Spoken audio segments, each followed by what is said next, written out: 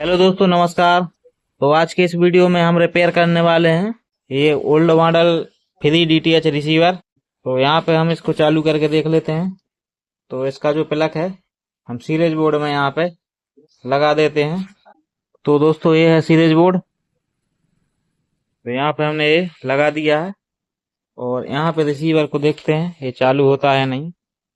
तो यहाँ पे इसमें ये लाइट जल रही है और इस पे जो डिस्प्ले है वो नहीं आ रही है। तो इसकी पावर सप्लाई चेक कर लेते हैं सबसे पहले। तो यहाँ पे हमने मीटर को ऑन कर लिया है और यहाँ पे चेक कर लेते हैं। तो यहाँ पे इसके वोल्टेज भी हम आपको बताते जाएंगे।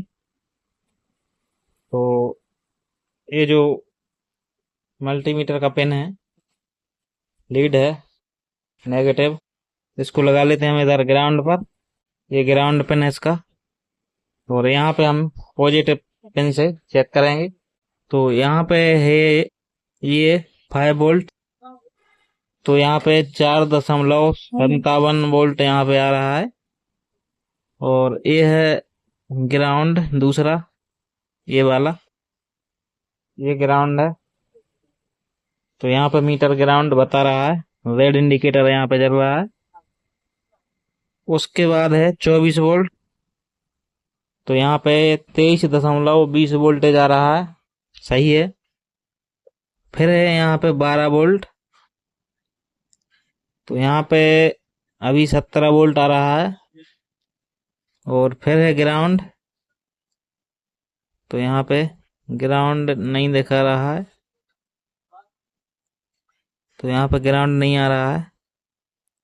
एक ही ग्राउंड से काम चल जाता है, दोनों ग्राउंड एक ही होते हैं।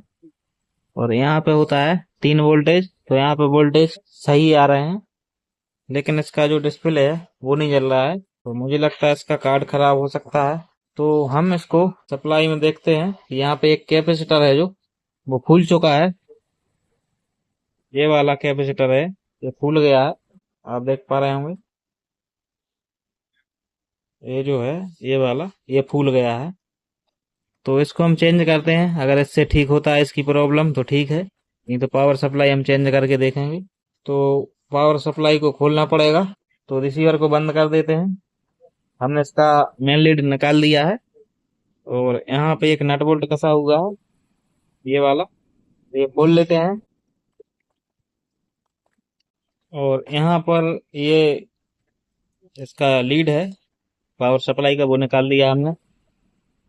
और यहाँ पे ये लॉक लगे हुए हैं। तो यहाँ पे इस तरीके से निकल जाते हैं, ऐसे दबा के, और इस तरफ से दबा के ये निकल जाता है आसानी से। तो यहाँ पे जो ये कैपेसिटर है ये चेंज कर लेते हैं, निकालते हैं इसको।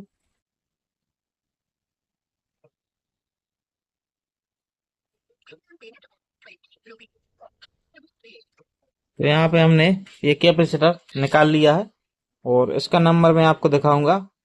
220 UF 25 वोल्ट का कैपेसिटर है। और इस पर ये लाइन है जो, ये इसका माइनस पिन है और ये वाला है प्लस। तो यहाँ पे दूसरा लगाते हैं। तो दोस्तों ये हमारे पास नया कैपेसिटर 220 UF 25 वोल्ट का। तो इसमें भी मैंने जैसा बताया था कि इसमें एक लाइन होती है, ये लाइन है। तो ये इसका माइनस है और ये है प्लस।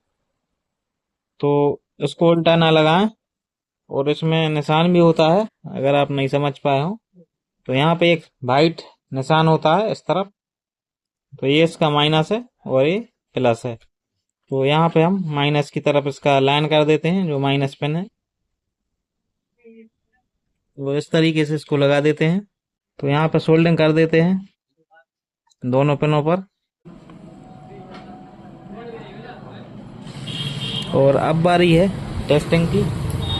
तो हम पावर सप्लाई का जो प्लग है मेन लीड का, वो हम लगा देते हैं पावर बोर्ड में। तो प्लग हमने लगा दिया है। और अब हम फिर से यहाँ पे इसी कैपेसिटर पर वोल्टेज भी देख लेते हैं कि आ रहे हैं या नहीं। तो यहाँ पे देख लेते हैं। तो यहाँ पे 22 वोल्टेज आ रहा है। तो वोल्टेज तो पहले भी आ रहे थे। तो अब हम इसको लगा के देखेंगे, इसके जो कार्ड है इसमें लगाएंगे। तो दोस्तों हम इसका प्लग लगाते हैं पावर बोर्ड में और यहाँ पे हम इसकी डिस्प्ले दिखाते हैं आपको। तो यहाँ पे हमने लगा दिया प्लग और यहाँ पे चालू भी हो गया, लेकिन ये थोड़ा ही चालू हुआ और फिर से हो गया, फिर बंद हो गया। तो अभी ये कभी चालू हो जाता है, कभी बंद हो जाता है। तो इसका हम 3 वोल्ट चेक करेंगे। 3 वोल्ट इसका सही नहीं आ रहा होगा, इस वजह से ये प्रॉब्लम होती है। तो मैंने प्लग फिर से निकाल दिया है और सप्लाई को बाहर निकाल लेते हैं। तो यहाँ पे हम डायोड चेक करेंगे पहले, जो 5 वोल्ट से 3 वोल्ट बनाने के लिए लगे रहते हैं। तो यहाँ पे इसका है जो इस पिन पर 5 वोल्ट बनता है यहाँ पे, और इस पर 3। तो यहाँ पे इस पिन पर जो वोल्टेज है वो चेक करेंगे। तो इसको पलट लेंगे। तो दोस्तों, जैसे कि ये वोल्टेज यहाँ से बनता है, ये डायोड लगा है 360 नंबर का, तो 5 वोल्ट यहाँ से बनता है और यहाँ से होकर एक एक यहाँ पर रेजिस्टेंस लगा हुआ है, वायर बॉन्ड रेजिस्टेंस जिसको बोलते हैं, इसमें वायर से बॉन्ड किया जाता है। तो ये यहाँ से यहाँ रेजिस्टेंस से होते हुए यहाँ पे ये जाता है और यहाँ से सीधा पिन पर यहाँ पे 5 वोल्ट चला जाता है। और यहीं से एक डायोड लगा हुआ है यहाँ पे, तो यहाँ पे एक डायोड लगा दिया तो 1 वोल्ट कम हो जाता है सीरीज में। और इसी में एक डायोड यहाँ पे लगा हुआ है, तो यहाँ पे किसी ने शॉर्ट किया है वोल्टेज बढ़ाने के चक्कर में। तो यहाँ पे 2 डायोड लगे हुए हैं, तो 2 वोल्ट कम हो जाता है सीरीज में लगाने से। तो यहाँ पे एक डायोड जो लगा है ये तो शॉर्ट है, तो इसका कोई मतलब नहीं है। तो यहाँ पे आप देख पाएंगे ये लूज दिख रहा है मुझे, तो यहाँ पे हिल रहा है, मैं हिला रहा हूँ नीचे से, आप देखिए ये लूज है थोड़ा, ये वाला, ये और यहाँ दोनों इसके पिन लूज हैं। मैं हिला रहा हूँ तो ये हिल रहा है, तो इनको हम सोल्ड कर देते हैं पहले।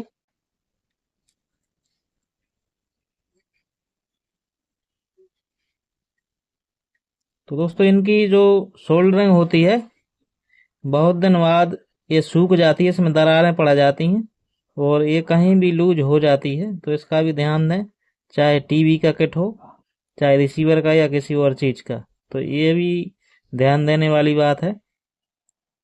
ज्यादातर टीवी के बेस में ये प्रॉब्लम आ जाती है, जहां पर बेस लगा होता है तो चट्टी के पीछे, तो उनको सही से फिर से सोल्डरिंग कर दें तो ये ठीक हो जाता है।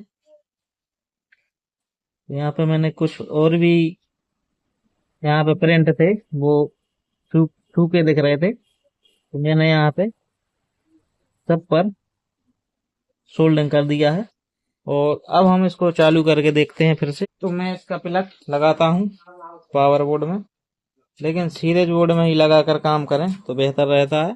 तो यहाँ पे अब हम देखते हैं चालू होता है या नहीं। तो यहाँ पर ये अभी भी चालू नहीं हो रहा है। तो दोस्तों, ये नहीं हो रहा है चालू, सिर्फ इसमें ये लाइट जल रही है और ये बंद चालू हो जाता है कभी कभार। तो इसका हम 5 वोल्ट अच्छे से चेक करेंगे और फिर से। तो प्लग लगा ही है इसका पावर बोर्ड में, और यहाँ पे हम ये ग्राउंड पर लगाते हैं, और ये इसका 5 वोल्ट जो 380 नंबर का डायोड लगा रहता है। तो यहाँ पे आप देख पाएंगे कि यहाँ पे 4 वोल्ट आ रहा है, कभी 3.5 बताता है, ये पूरा वोल्टेज नहीं बन रहा है। तो यहाँ पे हम क्या करेंगे कि यहाँ पे 5 वोल्ट पर एक कैपेसिटर होता है 10 वोल्ट या 16 वोल्ट का, ये वाला, ये इसी के पास में लगा रहता है, जो 360 नंबर का डायोड होता है, ये 5 वोल्ट बनाता है। तो ये निकाल लेते हैं हम, और यहाँ पे दूसरा लगा के देखते हैं, हो सकता है, मुझे लगता है इसी की प्रॉब्लम है। तो यहाँ पे हमने कैपेसिटर निकाल दिया है, ये है कैपेसिटर, और इसका नंबर आप देख पाएंगे। तो इसका नंबर है 1000 UF 10 वोल्ट। तो यहाँ पे आप 16 वोल्ट तक का कैपेसिटर लगा सकते हैं। तो यहाँ पे हमारे पास है एक बड़ा सा कैपेसिटर 1000 UF 10 वोल्ट का, लेकिन इसका जो नंबर है 1000 ज्यादा लिखा हुआ है, यहाँ पे लिखा है। कैपेसिटर एकदम छोटा है, मुझे लगता है एकदम लोकल है ये। तो ये बहुत बड़ा है, उससे दोगुना है। ये लगाएंगे हम। तो यहाँ पे मैंने बताया था पहले, इसका जो ये लाइन वाला जो पिन है, यहाँ ये माइनस है, ये प्लस है। तो जहाँ ये वाइट वाइट सा दिख रहा है, ये माइनस है, ये प्लस है। तो इसको हम लगाएंगे इस तरीके से। यहाँ पे हमने कैपेसिटर लगा दिया है और इसकी सोल्डिंग कर देते हैं।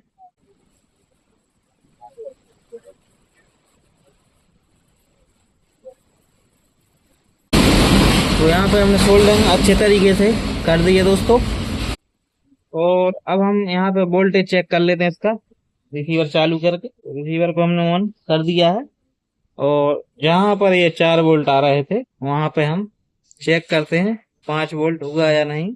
तो यहाँ पे हम ये ग्राउंड पर लगा लेते हैं और यहाँ पे ये 5 वोल्ट का डायोड लगा हुआ है।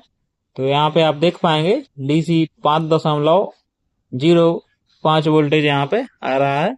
तो वोल्टेज बढ़ गया है और हमें लगता है ये समस्या अब ठीक हो जाएगी।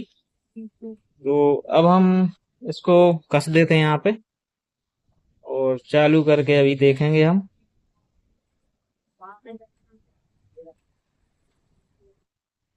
तो दोस्तों अब हम फिर से इसका प्लग पावर बोर्ड में लगाते हैं और देखते हैं ये काम करता है या नहीं।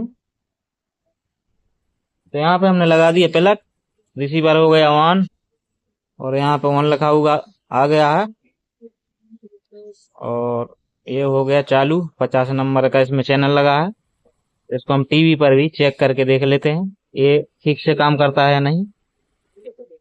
तो दोस्तों हमने इसको टीवी पर लगा दिया है और यहाँ पे हमने सिग्नल क्वालिटी भी दिखाई है, आप देख सकते हैं 70-72 इसमें सिग्नल आ रहा है और ये अच्छे से वर्क कर रही है।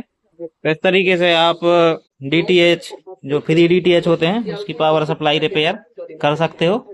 तो दोस्तों ये वीडियो आपको कैसा लगा?